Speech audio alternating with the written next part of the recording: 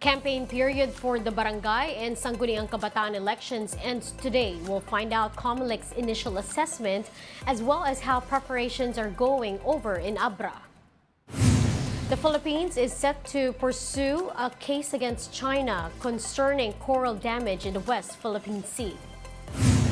And Israel expands its ground assault on Gaza, leading to more intense bombings affecting communications in the territory.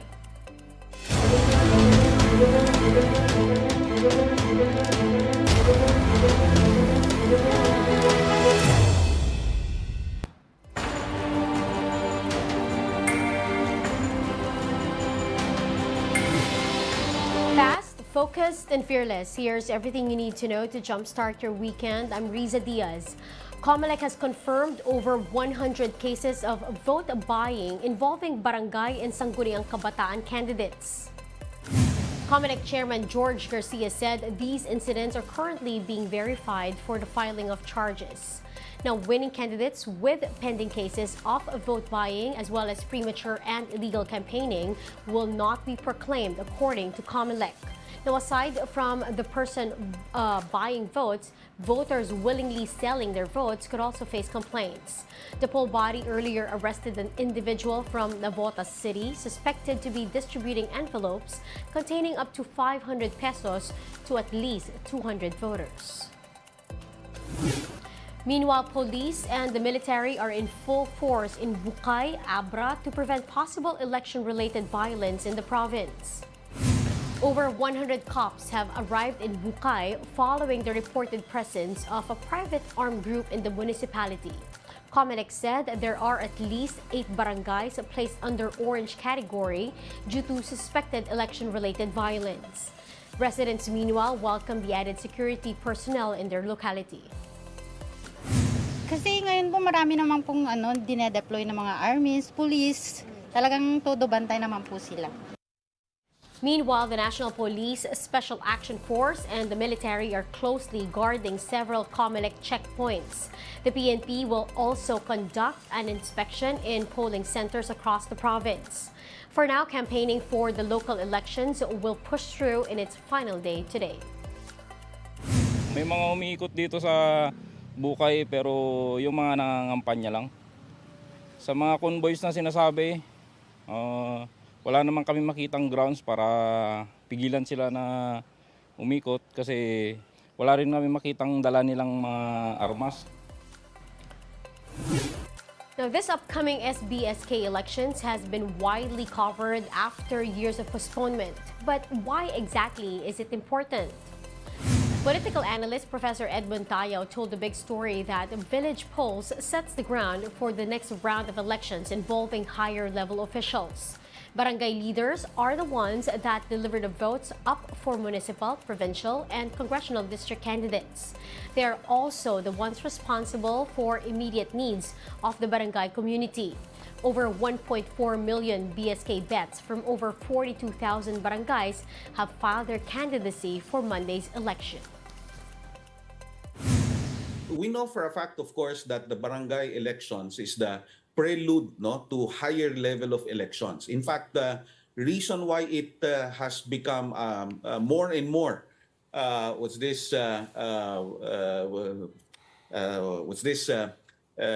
contested by different political groups is precisely because the barangay leaders become mainly the agents of the higher level political leaders.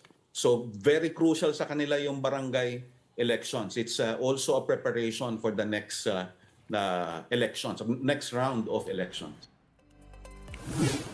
The Interior Department clarifies that barangay and Sangguniang Kabataan officials do not have salaries and only receive honorarium. DILG Director for National Barangay Operations Office, Dennis Villaseñor, told Radyo 5 that the average monthly allowance of barangay captains is 7,900 pesos and 5,900 pesos for barangay councilors. Now, these depend on the budgets of each barangay. For example, barangay captains in the NCR receive 12,700 while councilors get 8,900 pesos per month. Their counterparts in provinces receive far less. Now, aside from the honorarium, village officials and workers also enjoy additional benefits. These include scholarships for their children, health insurance, and Christmas bonuses. Ang pag-determine po ng honorarium ng ating mga barangay officials kasama yung ating SK ay depende sa budget ng bawat barangay. Kung kaya't magkakaiba talaga ang honorarium. Ang pinakasiling lang po na kondisyon ay dapat wag lalagpas sa 55% ng total budget mo yung iyong pampasweldo. Catch our special coverage of the barangay and Sangguniang Kabataan elections on Monday, October 30, beginning 6:30 in the morning.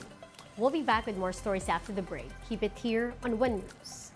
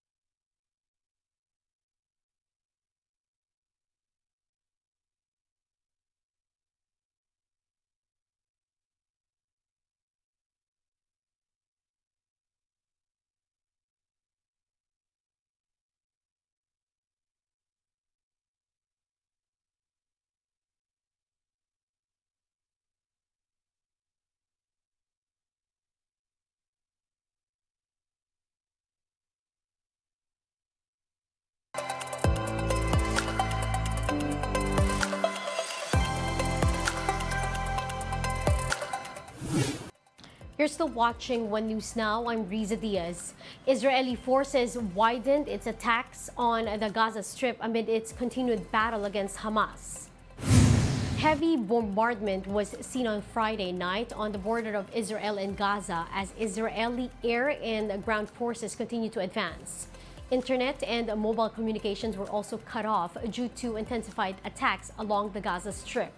Now, according to the Gaza Health Ministry, over 7,000 individuals have been killed since Israel's ground assault along the territory.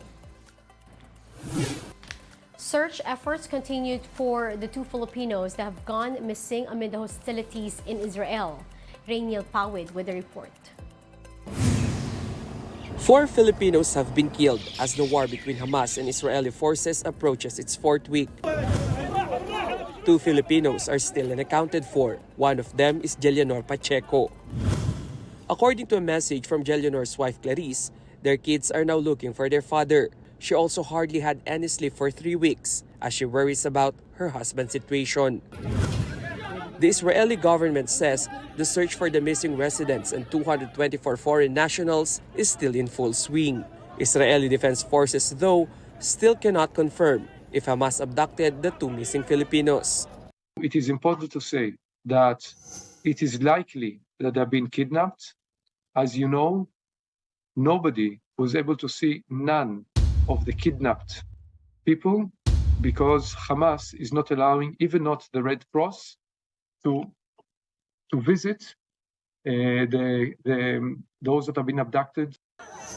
As tensions intensify, the Israeli government also insists Hamas is the one exacerbating the situation in Gaza. They claim that last week's failed attack at a hospital is the latest proof of it.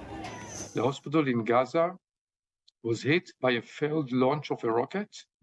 And actually, there are more than 600 failed launches of rockets in the last 2 weeks.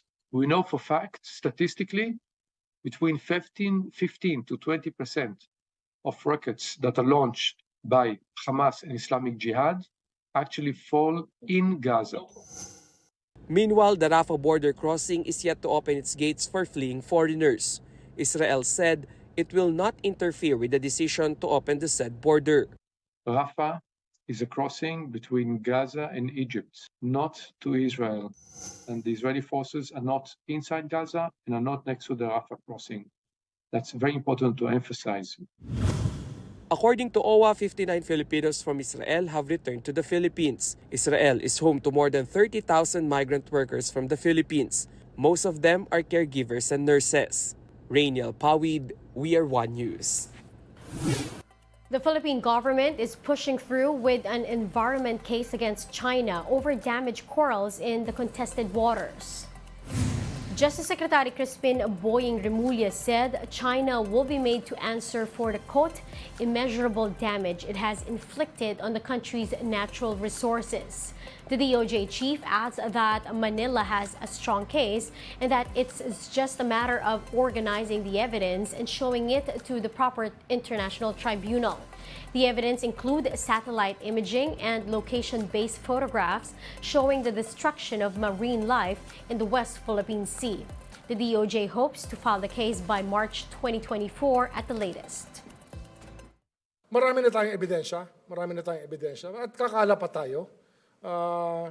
Kaya kinausap namin ng Coast Guard kasi yung mga cinematographers at yung mga tao na pwedeng tumulong sa atin ng mga scientists ay tutulungan ng Coast Guard makaikot para mapakita yung ganda na maaaring nawawala sa atin at yung mga yaman ng dagat na maaaring nawawala sa sa sanlibutan, sa buong mundo, sa lahat ng the rest of humanity.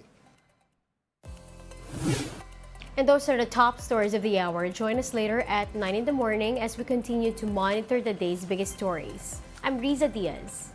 We are One News.